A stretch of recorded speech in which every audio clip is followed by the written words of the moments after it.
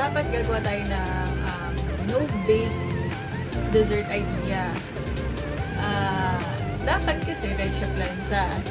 Ang nangyari, I experimented again and eto ang kinalabasan. So, find out. Please watch it.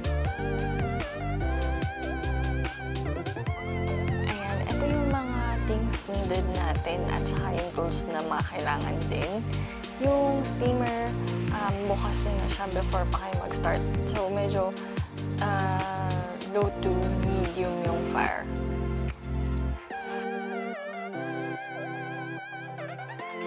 Sakto yun para by the time na tapos na kayo, kumukulo-kulo na siya, pwede nang magsarap.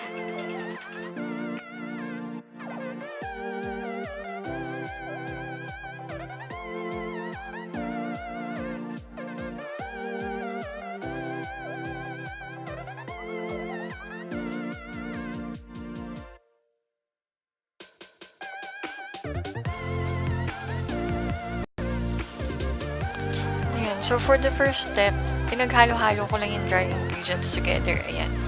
Cocoa, dun sa sugar, and a pinch of salt. Ayan. So, iniisip ko kung mas okay kung hinalo ko lang siya sa condensed. But anyway, so, ganyan yung ginawa ko. And then, yan. Mix lang together hanggang well-incorporated na siya. Tsaka wala nang buo-buo.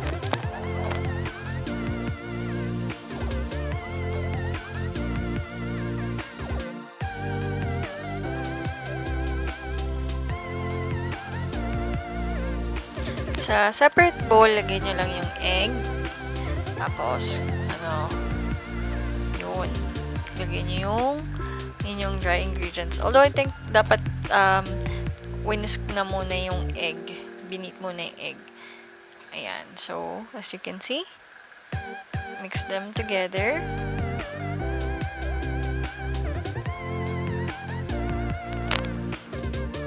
Ayan. So, okay na siya. On to our next step.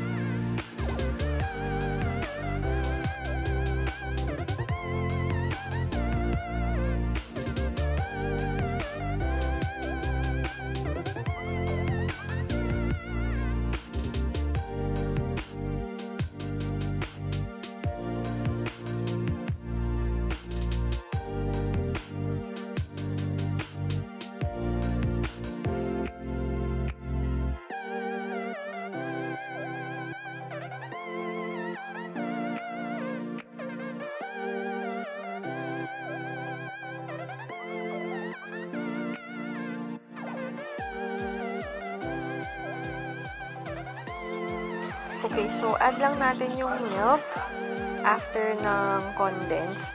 Tapos, haluin lang siyang mabuti. And then, that should be it. So, after nyan, naka-prepare na din dapat yung mga gagamitin nyo. Ako yung ginamit ko dito, llanera, tsaka yung parang mga garapon. So, kung meron kayo nun, mas maganda gamitin nyo. Or kung may ramekins kayo, mas okay for the pudding.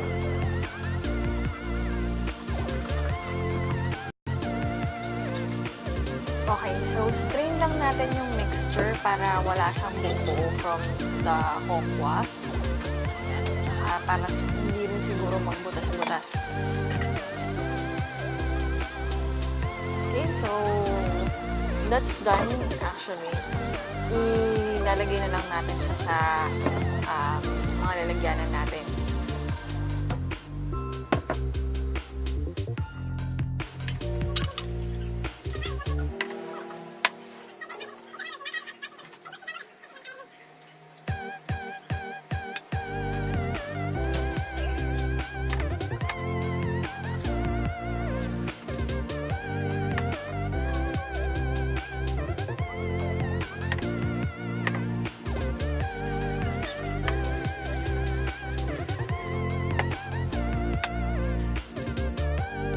So, habang nakasalang yung pudding natin, prepare na natin yung syrup.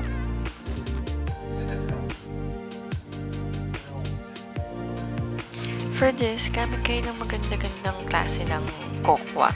Pwedeng Ricoa or what I would recommend is yung Boston. As long as unsweetened siya kasi pagka yung sweetened, mas tatamis. Yun lang.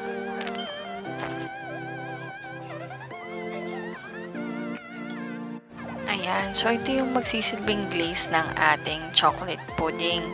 So, siguro mga after mga 18 minutes, okay na yung ating pudding. Pwede na siyang tanggalin and let it cool.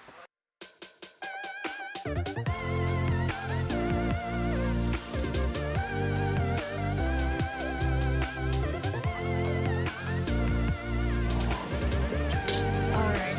So, ito siya. Ito yung kinalabasan. I suggest if you're going to make the same recipe, sa ganito yung mga parang pwede sa ramekins or sa mga ganito mga garapon, mo na lang siya ilagay kasi mas cute and mas maganda siyang tignan.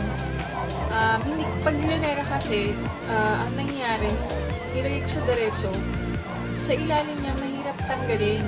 So, diba usually, ang ginagawa nila doon, nalagyan talaga nila ng sugar. Siguro, it also aids para matanggal yung it aids in taking out the chip plan. So, ito, pag ganito, hindi mo na kailangan intindihin pa yun.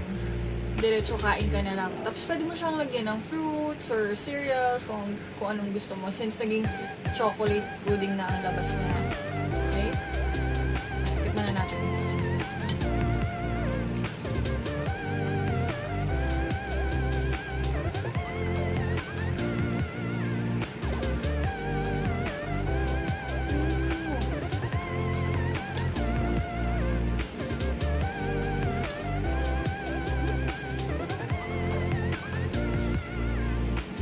Legit, try mo, masarap din siya.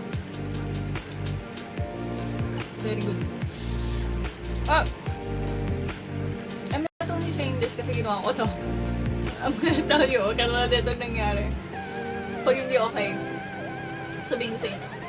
But, siguro yun yung good thing about trying out things. Kasi, dun mo madidiscover kung nag-work siya o hindi, kung masarap ba o hindi. So, don't be afraid to try things out, discover things out. That's what I always tell my pamangkin. Sabi ko, if you want to be a chef or if you want to parang learn things, wag kang, do not be afraid parang to try things out. At least nalaman mo kung okay ba yung isang bagay o hindi.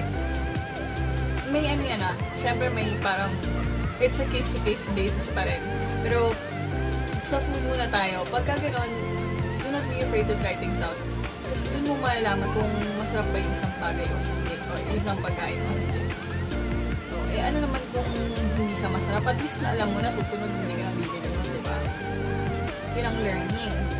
So, I hope you guys get to try this out this Valentine's Day para sa inyong at-home date, diba? Parang special something.